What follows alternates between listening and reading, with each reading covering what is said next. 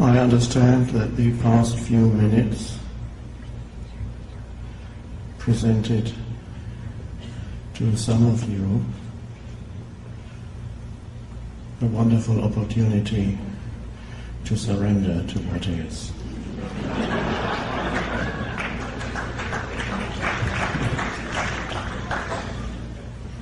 Life does that, always.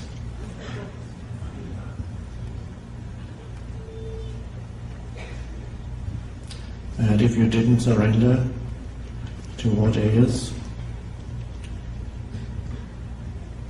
you can now surrender to that.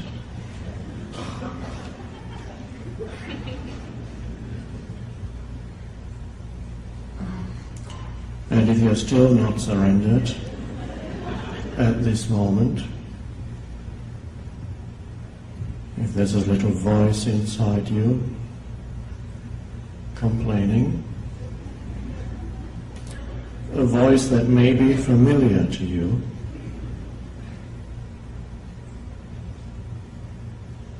what do you do with that?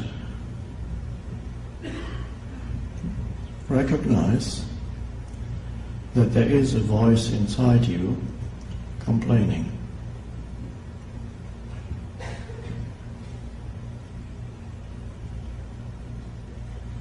A familiar voice.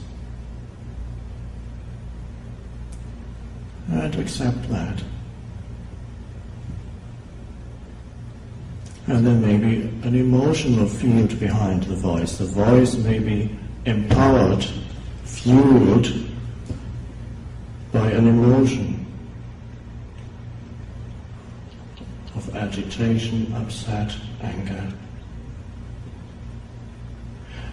And the complaining voice in the head may be supplying new fuel to the emotion.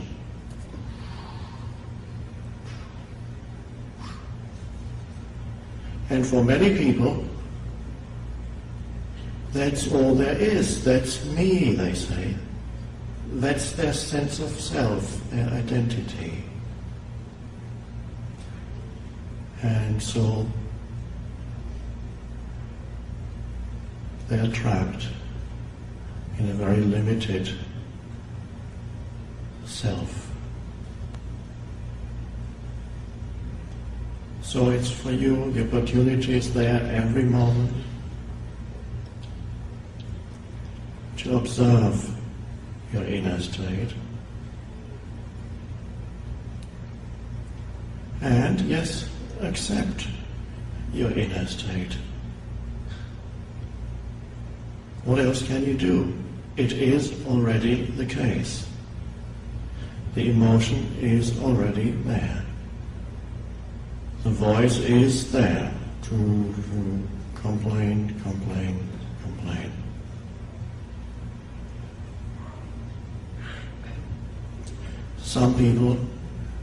In some people that voice is stronger than in others.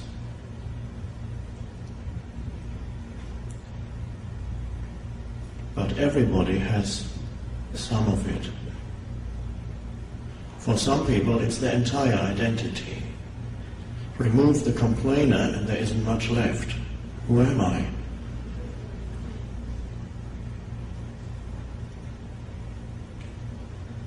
So we are here to find, to access, to realize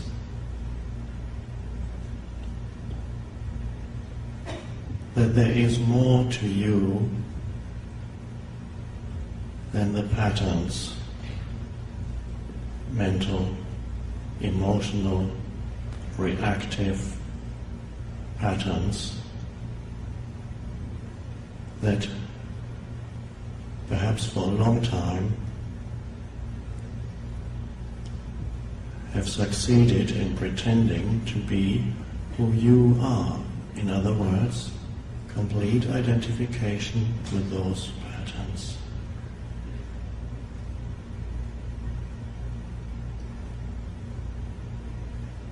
And now have a look again inside yourself.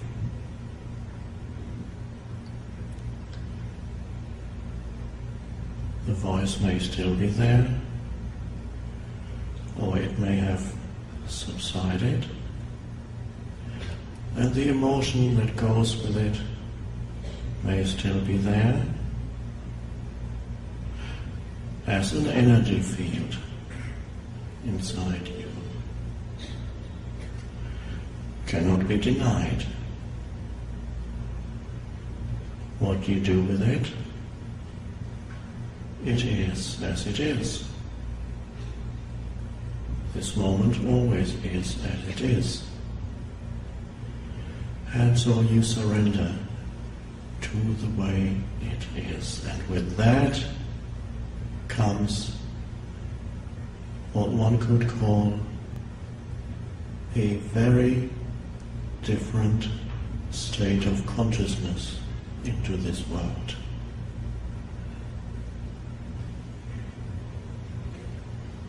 And this is why we're here.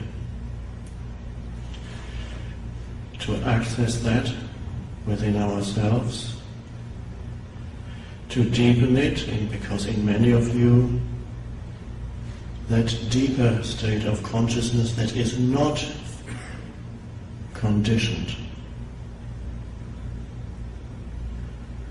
is already emerging. It is, yes, it is a transformation of consciousness. When that emerges in a human being, it is an incredible transformation of consciousness. When you identify it with the patterns, sooner or later you will encounter conflict.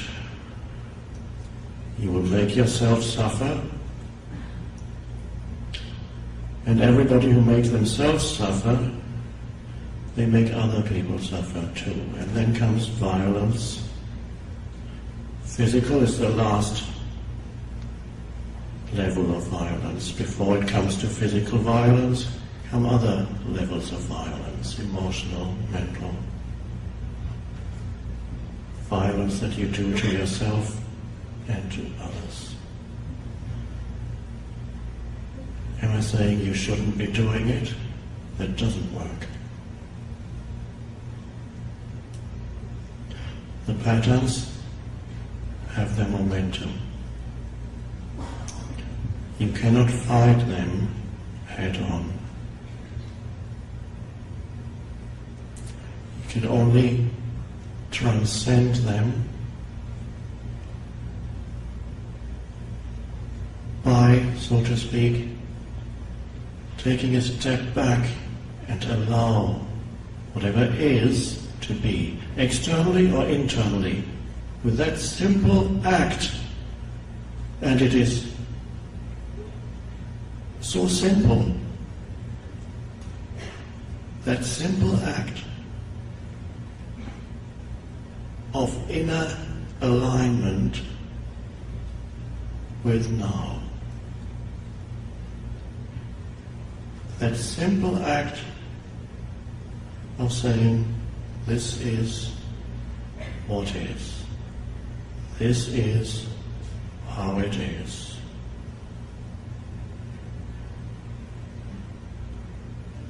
And very often, it is not the way it should be. The mind says, this shouldn't be happening.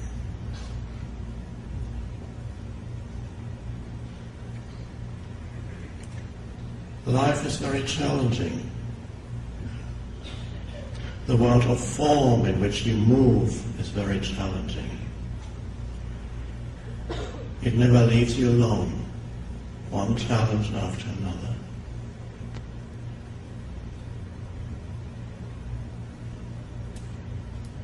So one way of putting it is, we are here to find the dimension of inner peace. Not the peace that goes towards sleep, not the peace that comes when you drift off into sleep or have had a few drinks, or the peace that comes when the doctor has given you an injection before an operation.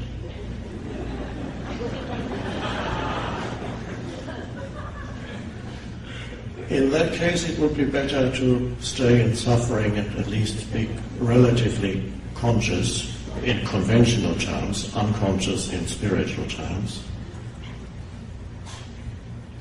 But a peace that is highly conscious, a peace that is alert, present, aware. A peace that is inseparable from the unconditioned intelligence that dwells in you, that is far greater than even the most learned professor, far greater than anything the human mind could accumulate or know. And when you look at the world situation, you see how urgent the transformation of human consciousness has become. If we are not to be drawn into a cycle of continuing cycle of self-destruction.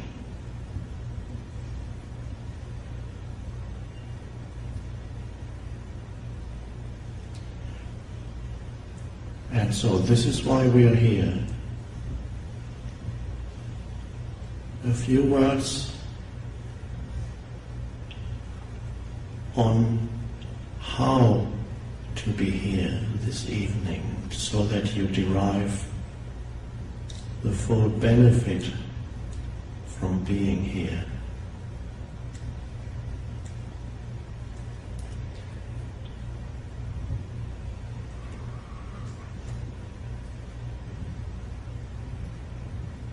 If your main interest as you sit here is on the speaker,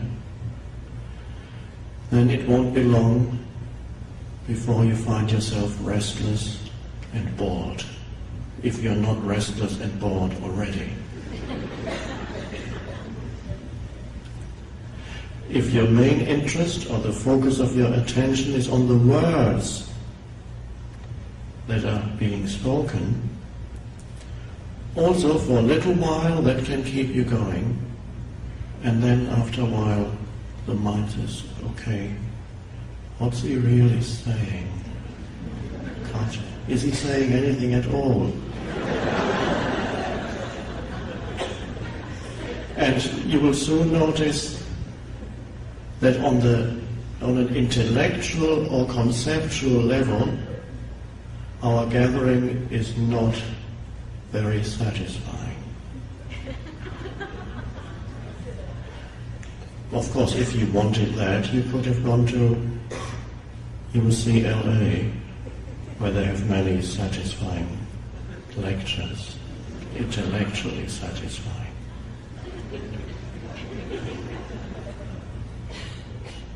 Even on an emotional level, it's not all that satisfying to be here. The kind of thing you get with some preachers.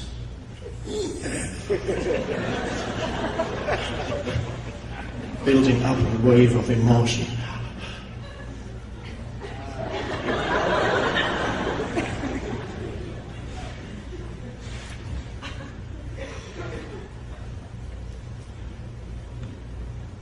So it could appear that there isn't much happening here, not much being said.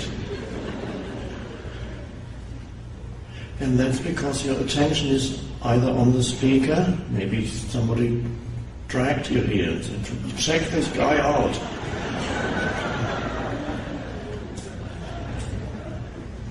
And you come here and then you check this guy out and you find not much there.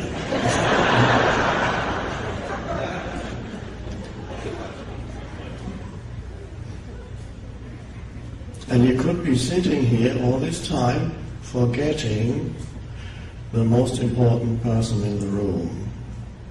And of course, that's yourself.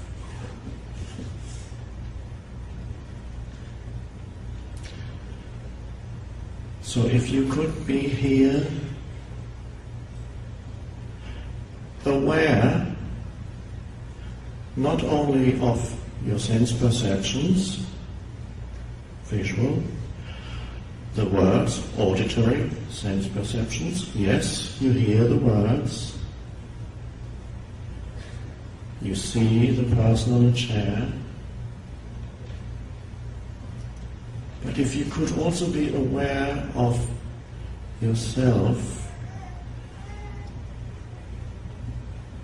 as a presence, a perceiving presence.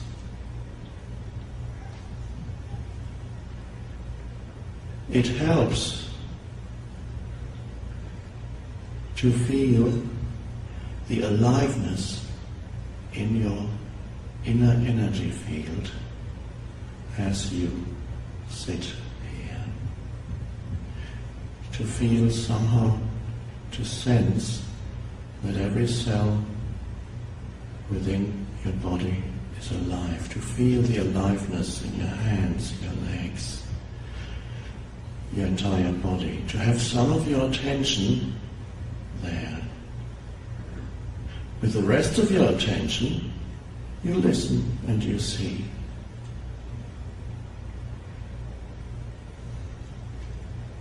And that suddenly you might feel it feels good to be alive. And the need for stimulus, intellectual, emotional, sense perception, experiential, the need for stimulus in order to make you feel alive then begins to disappear, because you have a deep sense of aliveness already.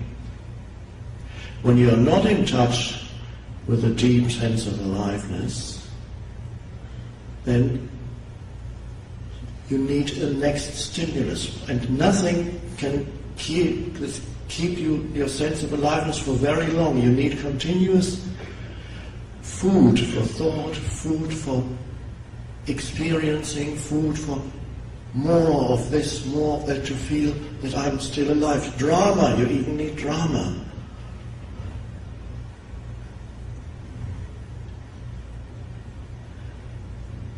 So as we sit here, be in touch with the inner energy field of your body. Even if you can only feel it slightly, it's fine. And even if you can only feel it in your hands, it's enough. But usually if you can feel that a certain aliveness in your hands, you can also feel it after a while in other parts of the body. So I call that the inner body, which can become an anchor for staying present in the now. The only place, the only time there ever is, here, now. So instead of running away from now or complaining about now, you move into now. You take your attention into the field of now.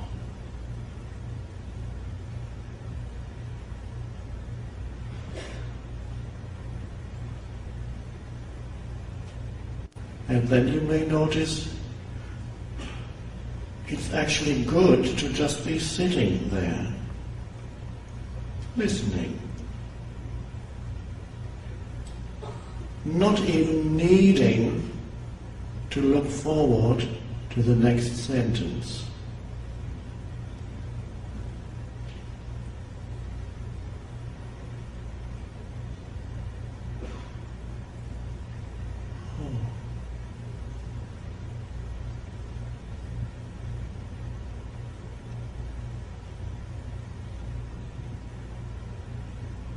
And you may notice the stream of thinking slows down. But you don't lose consciousness, you're highly alert.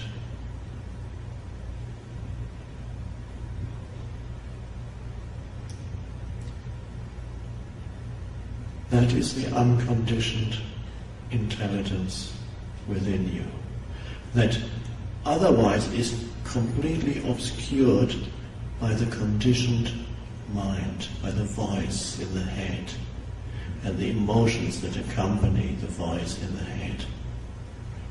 That to most people is who they are. And the voice often complains and is not happy with what is. That's a normal state. It looks to the next thing. He wants to get this out of the way. If he doesn't condemn it completely, at least he wants to be done with it. Be done with it. Where's the next thing? Come on, let's get on with it. One mind is saying. Get on with what? Well,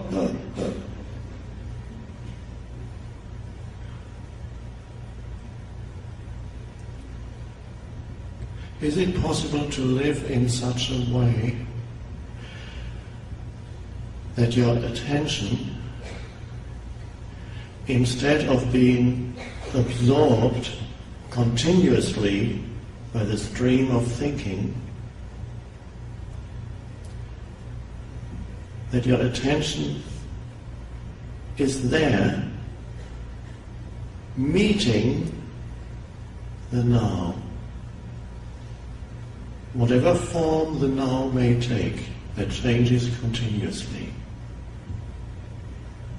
You arrive with your ticket, no chair to sit on.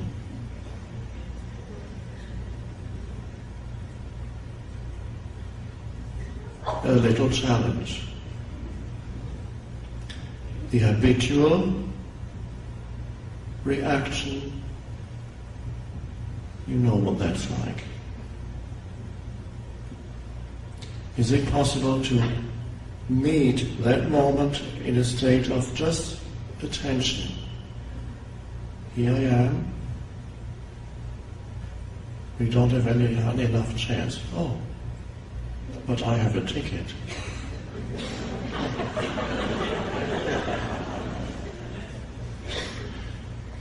Can you get more chairs? Yes, we are trying to find some. Okay, I'll stand here and wait.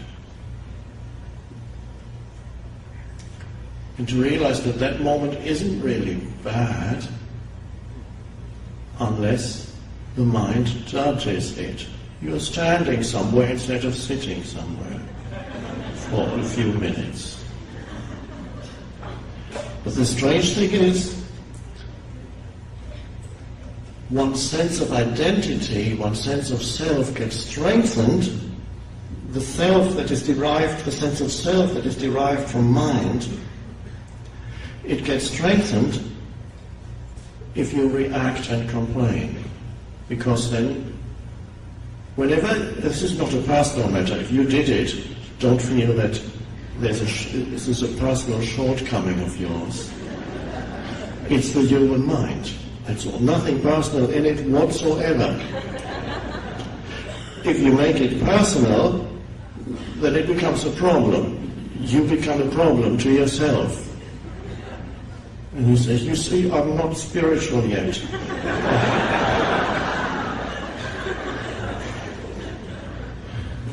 It's a relief to see that all those patterns are mechanical, they're not personal. They operate in every human being, unless they've already gone completely beyond it. There are more humans who are now going beyond that.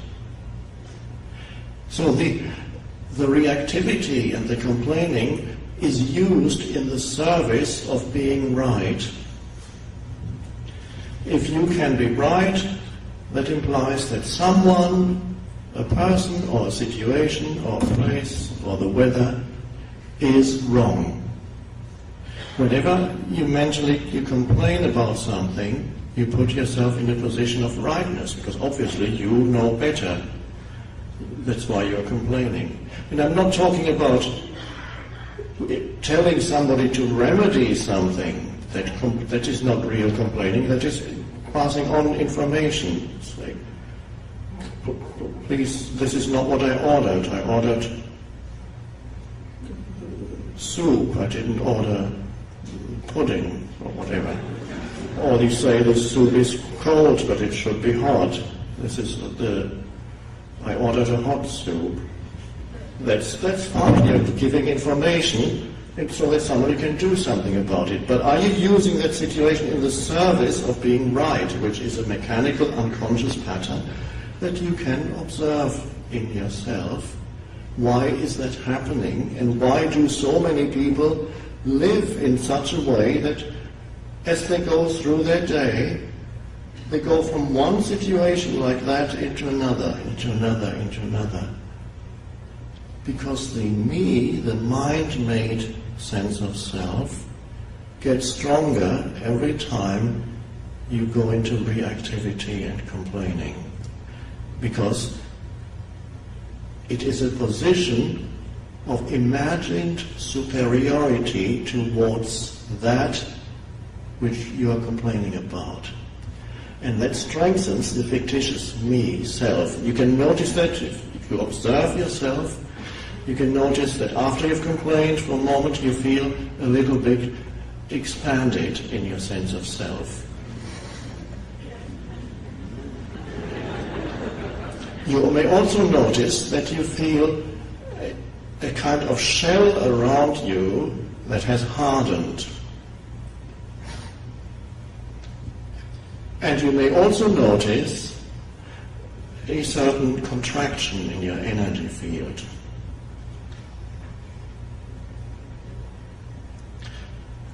And if you are very alert and in touch with your body, you can notice that although you seem to be enjoying yourself doing what you do, but you are not really. It's suffering, but it's not recognized as suffering. The egoic entity, the mind-made me, likes it, because it strengthens itself through that. Your body doesn't like it at all. And if you can see what it does to your body going into that state, you would be shocked. What it does to the energy flow in the body, what it does to every aspect of the functioning of the body. So the body feels injured by this, because it is, yes, it is a form of violence. The ego is like that, and it's not a personal thing at all. It is a wonderful thing to observe these patterns in yourself. There's the tendency then of the egoic entity to say, you see, you are no good. It makes a problem out of it. How do I go beyond all my patterns? Don't even try.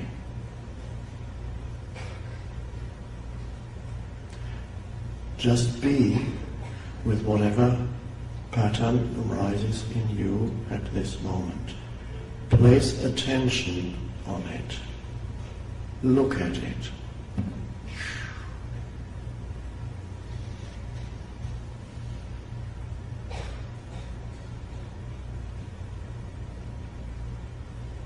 And allow it to be. The most powerful transformer is that. It transforms your consciousness. Now, this sounds as if you could do it. I'm saying this is something that you can. Can I do that? Can I allow this moment to be? Yes.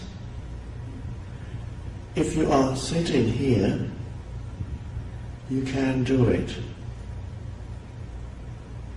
Not everybody yet can do that. There are still many in this world who are so completely identified with their mind and emotions, to say that allowing this moment to be would be meaningless.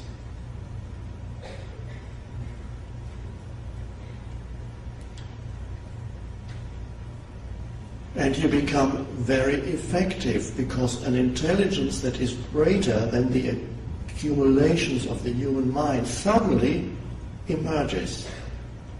And here's a situation in the field of now, and you place that attention on it, that has no reaction in it, because you receive what is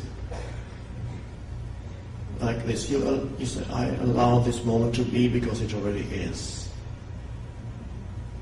And then there's a flow of attention. And in that attention there's enormous intelligence, greater than the conditioned intelligence that is the human mind. And that, if action is required, action then comes out of that intelligence that is already in you, in everyone, simply obscured by the conditioned, by the human mind, by the stream of thinking, the continuous mental noise. So in everyone, that dimension of consciousness that in the ancient teachings sometimes called enlightened is already present within you.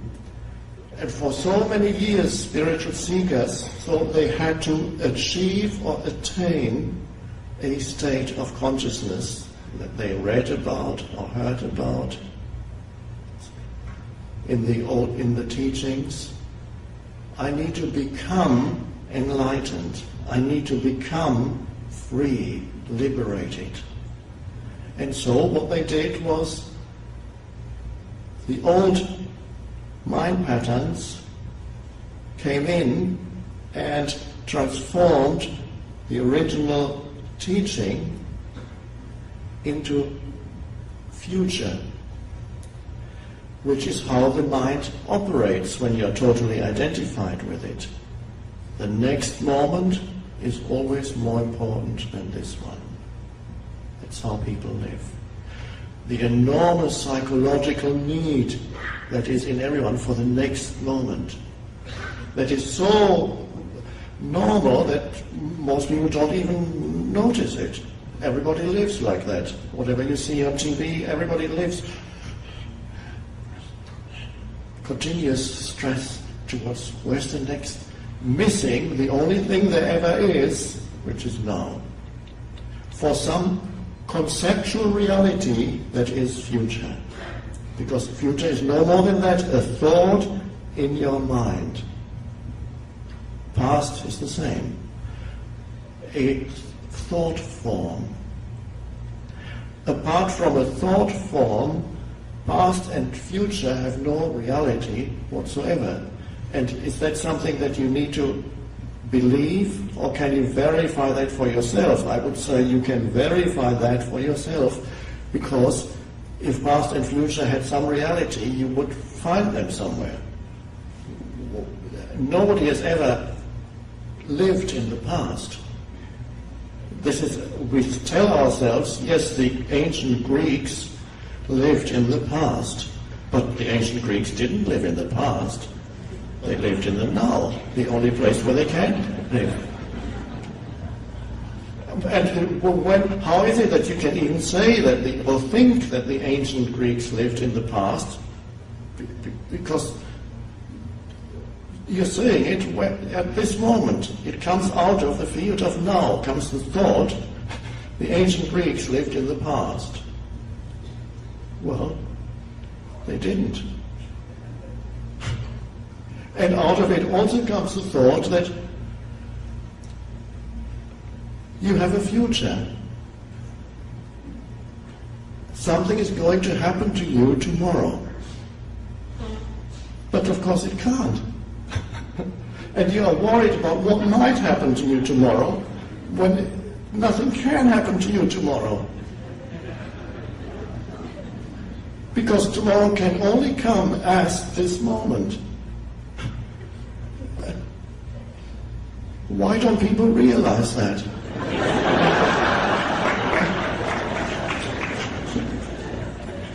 And what an insane way to live, to disregard the only thing, no thing, that has any reality whatsoever, which is now. Your life, the one thing that never left you, is now. Cannot leave you. It's always. Life and now are inseparable. The essence of who you are, because you are life. You are both a form of life, a temporary expression, but you are also, on a deeper level, you are life. Taking on a temporary form. We could also say, you are the one life, the one consciousness that takes on form as a thought, as an emotion, as the entire universe. But the essence of who you are is life, unmanifested in your essence, timeless. And life and now are one, which means maybe I should have kept this for the end of our talk, otherwise you'll go home. Which means you and now are one, because life and now are inseparable. Now the mind says, does that actually mean anything? But when I say, you are the now, if you try to think about that, you won't get very far. But if you allow that statement to be there as, one could say, a pointer, a signpost, something that points beyond itself, that is not a statement that is supposed to explain something, but to take you to a realization. So if you then say, I am the now, you can't think about that, but you can sense something there. The now, that no matter what happens, never leaves me, that is one with who I am. And now you come to a strange thing. I said, I am. Those are very mysterious words. I am. The most misused word in the language, the most used word in the language, I. But usually, when people say I, they refer to me and my story. They refer to their fears, their ambitions, their desires, their memories, their reactive patterns. Me. I. But there is a deeper sense to I. That has nothing to do with your story, or your reactive patterns, or your memories, your stream of thinking. A deeper sense of beingness, presence, I amness, that always is, was, will be the essence of your feeling of who you are. And because it's a very strange thing, when you look inside yourself, what is it that makes up your sense of who you are? That is the one thing that people feel is so precious. There is something in me that the me, I don't want to lose that. It's why there's such fear of death, because they feel, I can't imagine the world without me. A world without me? Is that possible? So what is now to most people, me is their story. So when you meet somebody, when they talk about themselves, they say, I, what do you do, I am this, I am that.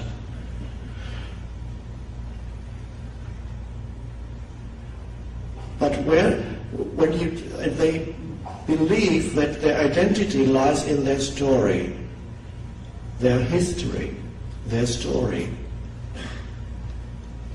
their reactive patterns. And that identity feels incomplete to almost everybody. Everybody, in fact. An identity derived from a story feels incomplete, so you need the future to complete me and my story.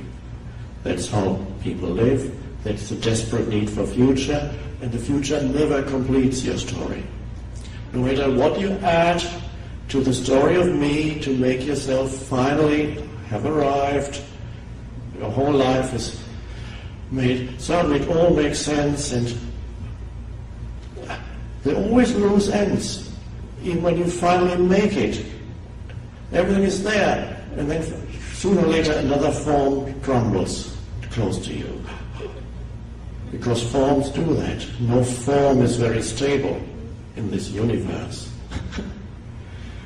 So you arrange your life circumstances, try to get it all into place, career working beautifully, relationships working beautifully. This is the story of I. Careers, relationships, money, health, body, healthy, strong, everything, beautiful place to live, car, intelligent, learning things, knowledgeable, experience all kinds of things, and all great, it's all arranged. All the building blocks of my life are now in place. And as long as nothing moves, that means I finally made it. Everything is arranged. And in some films that you see, that illusion is perpetuated, that it can all come, that the story of your life can come to a happy conclusion.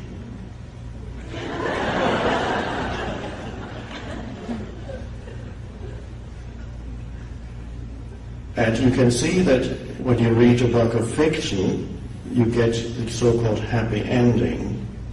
When you read a work of literature which has a certain depth, then you're never quite sure when you reach the end. It won't be this is it. This leaves an openness. And so in reality, as long as your sense of I is derived from the circumstances of your life, the story of me, it is never satisfying for very long. And that's an amazing realization, and it's continuously things go wrong in it, which isn't wrong at all, but they seem to go wrong. Things suddenly leave you, or things come in that don't fit into the story of me, that shouldn't be there at all. And there are many people who feel that their entire story has gone completely wrong. They're working where they shouldn't be working, they're in a relationship they shouldn't be in, their financial situation isn't what it should be, their car isn't what it should be, they don't feel they know enough or are enough, or in other words, it just hasn't worked out at all.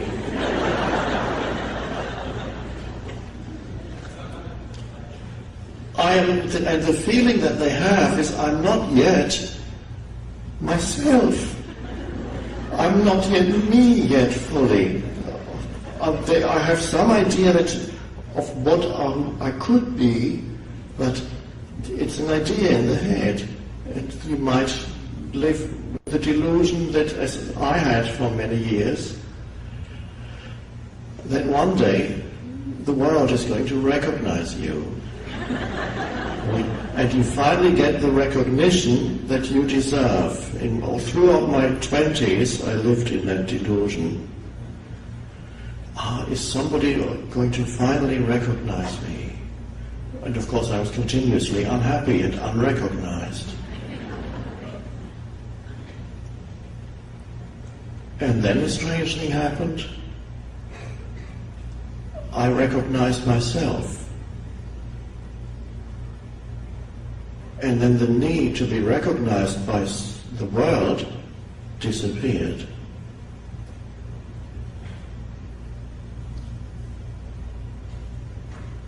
And after many years of being nobody in the eyes of the world,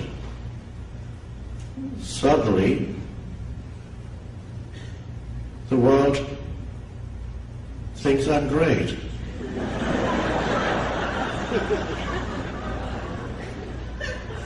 Finally, they recognize me.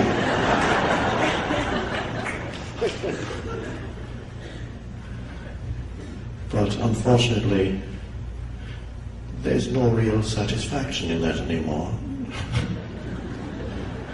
Because I know that they don't recognize me at all, they recognize themselves. And that's so much better. They don't come to see me. What for? It would be absurd. But when they come, they can, something that is there points to their innermost reality, beyond story. That's why there is that, this self-recognition, self-realization. Who you are beyond the story. Who you are beyond the circumstances of your life, which perhaps until this point provided you with your sense of self.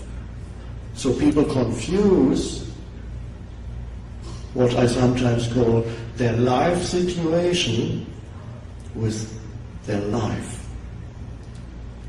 And their entire, all their attention is absorbed completely by their life situation, by the things of this world. And this is when you look around you, as you go through your daily life, this is how most people live, with their attention entirely absorbed by things in a wider sense, in a narrow sense and in a wider sense. Their attention, their consciousness absorbed by things in a narrow sense, the conventional sense of the word, people's constant preoccupation with objects, possessions, this and that, identification with it, compare myself to others who have more or less than me, unconscious processes, and then, but in a wider sense, things are anything that has form. Thoughts are things. They are not things, not physical things, but they are the form that consciousness temporarily takes, a thought form. Thought comes, and thoughts are very much like clouds. A thought comes, then it goes. And another thought comes, or streams of thoughts usually. The only difference between thoughts and clouds is that clouds are never the same.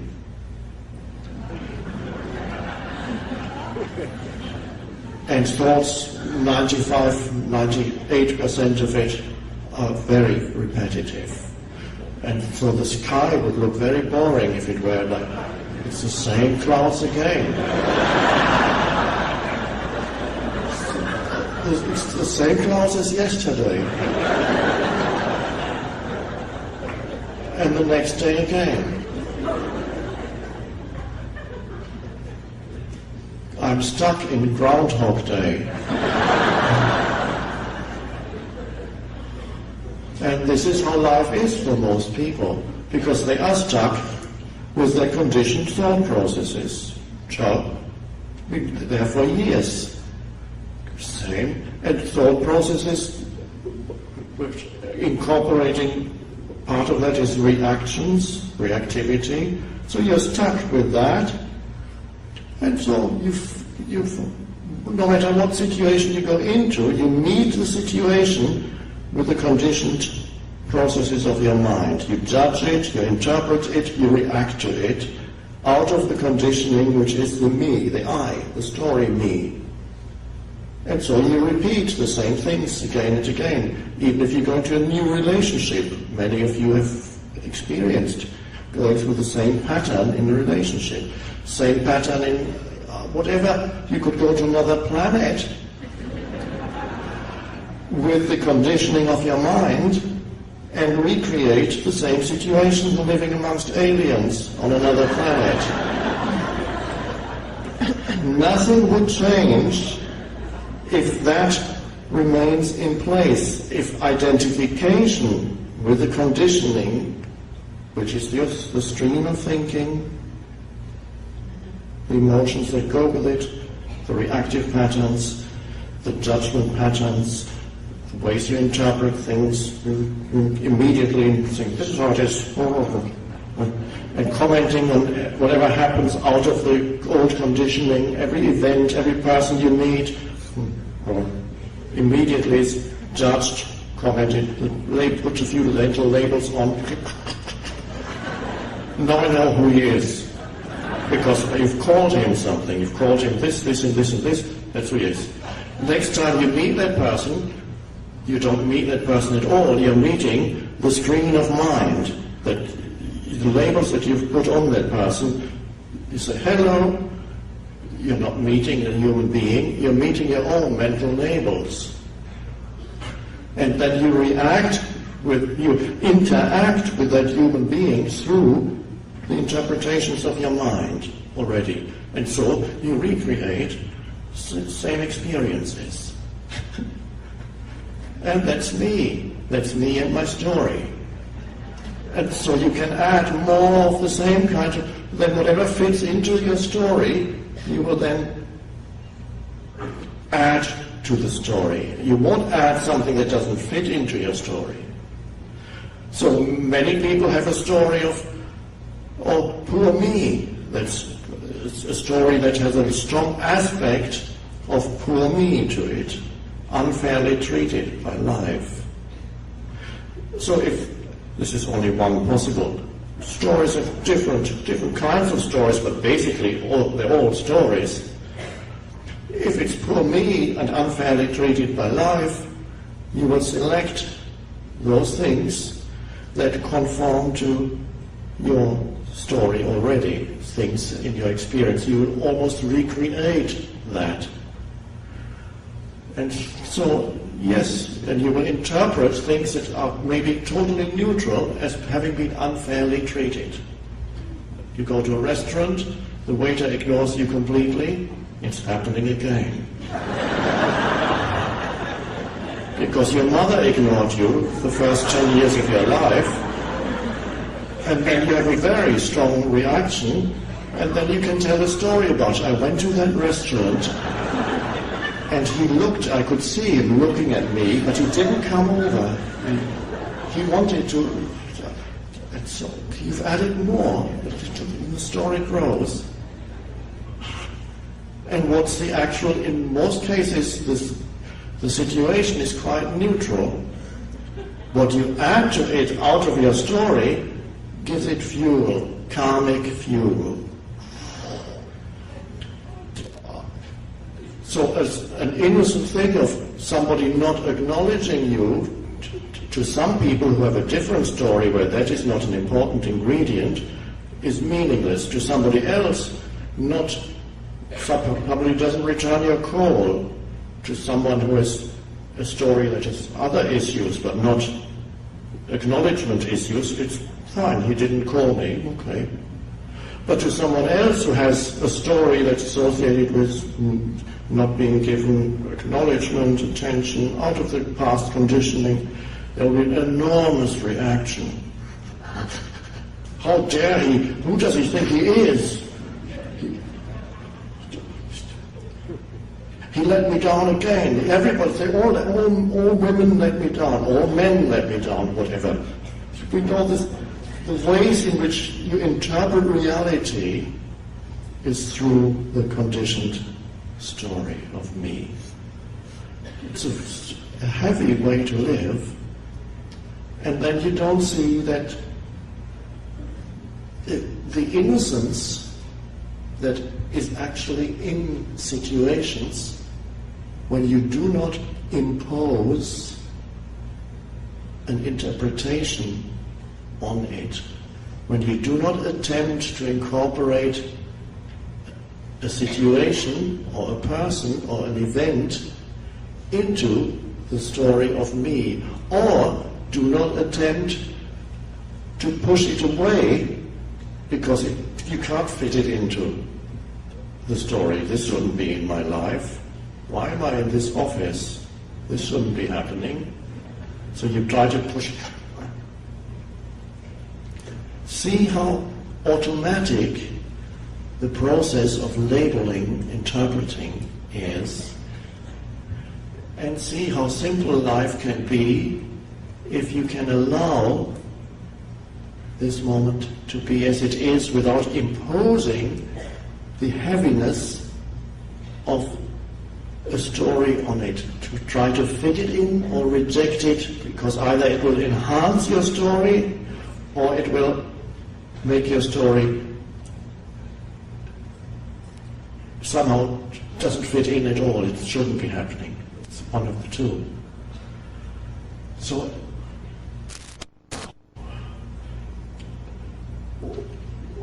there's the conditioning that people live with the whole lifetime. The whole lifetime, never being able to go beyond